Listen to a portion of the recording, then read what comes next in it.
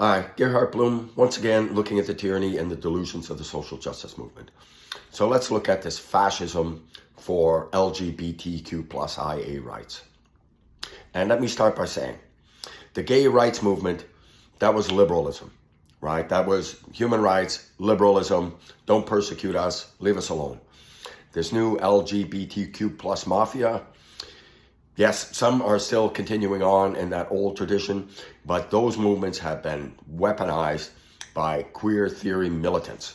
And now, in the state of Massachusetts, a loving family, mom and dad, or hoping to be mom and dad. This couple, a Marine veteran and a woman, as I understand it, used to work with handicapped children, were seeking to adopt.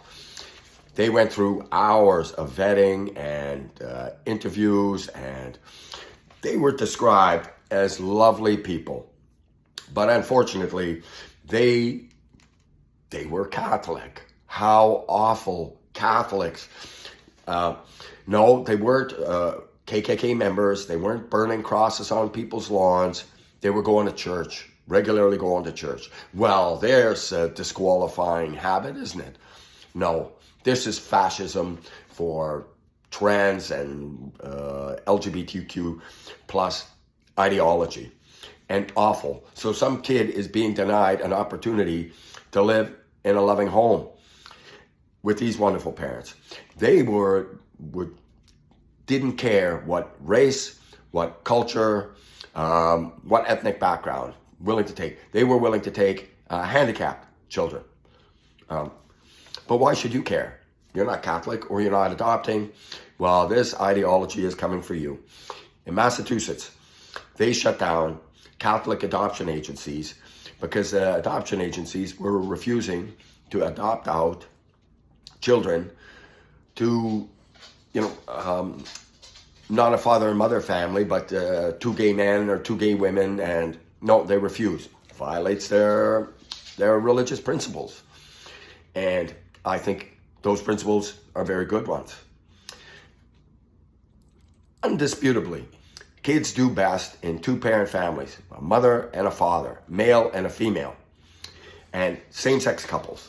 Oh, what could go wrong? I did a video on this. Two gay men adopted two young boys and were sexually exploiting them. And by that, I mean they were raping them regularly. And they were videotaping this. And then they were selling the videotapes and access to these videos up against the wall. No, terrible. And in California, this is coming for you, right? It is now a wedge issue in custody battles, right? Some person, typically the woman, says my child is trans because women are highly susceptible to Munchausen disease by proxy. They want to look like heroes for pushing their kid out in the public stage, saying, look at my trans child. Look at my trans child. How wonderful am I? No. And California. This is California stand. So now, as a matter in custody disputes, wedge issue, you support, no, my child is confused, has emotional problems. We need to get to the bottom of it. And the trans parent, oh, they win. That's the trump card here, right? Because you're supportive and you're loving. In California now, recent amendment, the standard of parental responsibility.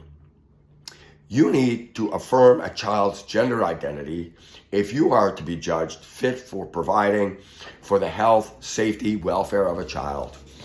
Before you know it, social welfare agents will be in your home, taking your child away because you refuse to give them this gender affirming care, which is a lie.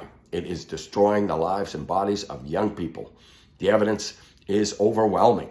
And several countries in Europe, Spain, Britain, Sweden, I mean, no, this isn't science. The science is being suppressed. Awful, but it is coming for you. Unless you push back on this fascism, this race, gender, sexuality, all of it, it's coming for you. And please do check out my book, Deconstructing Social Justice. It's available on Amazon. It's not important because I wrote it. I wrote it because the issues could not be more important. Thank you so much for your time and attention. Bye-bye now.